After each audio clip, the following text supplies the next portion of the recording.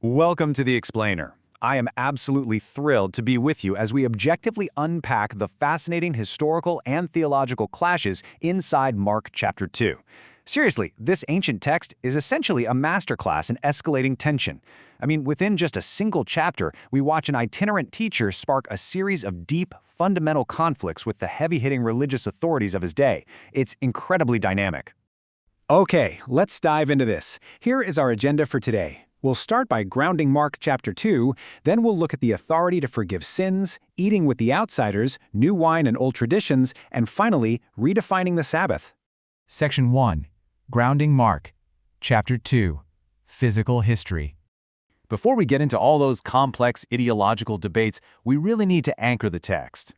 Think about Capernaum, a bustling fishing village right by the Sea of Galilee. It physically sets the scene for our entire narrative. The text actually tells us Jesus was preaching at home, and the crowd was so massive there wasn't any room left, literally not even outside the door. Looking at this, you can clearly see just how tightly packed these simple first-century structures really were. And modern archaeology actually backs this up perfectly. On the left side, you've got the octagonal ruins of a later Byzantine church, but on the right, if you look down through that glass floor, you are peering directly at a simple first-century home foundation.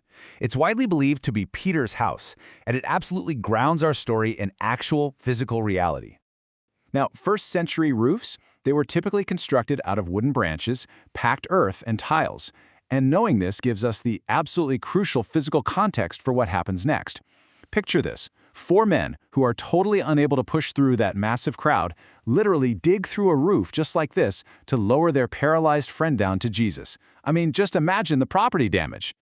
Section 2. Authority to forgive sins. The first controversy. Okay, so the extreme actions of these 4 friends dropping their buddy through the ceiling is striking enough, right? But what's truly shocking here is that Jesus' first response to this incredible display wasn't actually a physical healing. Instead, he looks right at the paralyzed man and says, "Son, your sins are forgiven." Well, that statement immediately triggers the religious leaders in the room. And to understand why, we need to objectively define who the scribes were. You see, these guys weren't just copyists, they were expert jurists in Second Temple Judaism. They held a very high social status as the undisputed guardians of religious law. They expounded the Torah, they preserved oral traditions, and importantly, they exercised absolute judicial authority over legal issues, including blasphemy. So the text tells us these scribes are sitting there silently questioning in their hearts, essentially accusing Jesus of blasphemy. But I want you to consider this for a second. Why was this considered blasphemous? What specific boundary was Jesus crossing by simply uttering the words, "Your sins are forgiven"? You see, the scribes' objection actually makes total sense within their legal framework. First off, Levitical law strictly required substitutionary blood atonement, and that had to be administered by priests in the Jerusalem temple. Second, court texts like Isaiah 43 and Psalm 103 explicitly state that God alone blots out transgressions.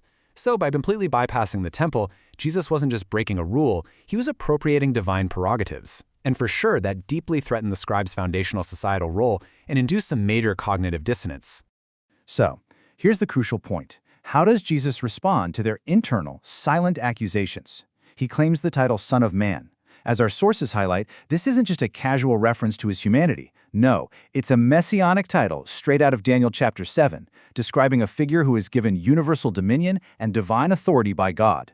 And to prove this invisible, divine authority to forgive sins, Jesus then provides immediate empirical validation. He simply tells the paralyzed man to get up and walk. And the man does. Boom. The physical miracle validates the massive theological claim. Section 3. Eating with the outsiders. The second controversy.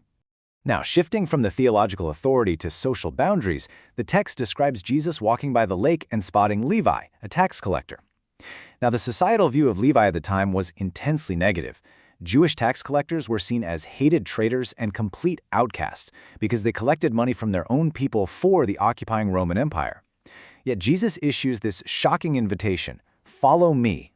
And suddenly the paradigm flips. We see the disciples' view. Levi becomes an immediate follower, and Jesus is actually sitting down to share a meal with him, along with a bunch of other tax collectors and so-called sinners. Naturally, the Pharisees questioned his disciples about this scandalous dinner party, and Jesus offered this profound justification. It is not the healthy who need a doctor, but the sick. I have not come to call the righteous, but sinners. By using this powerful physician analogy, Jesus is essentially stating that his mission is precisely to reach the very people the religious establishment had deemed completely untouchable.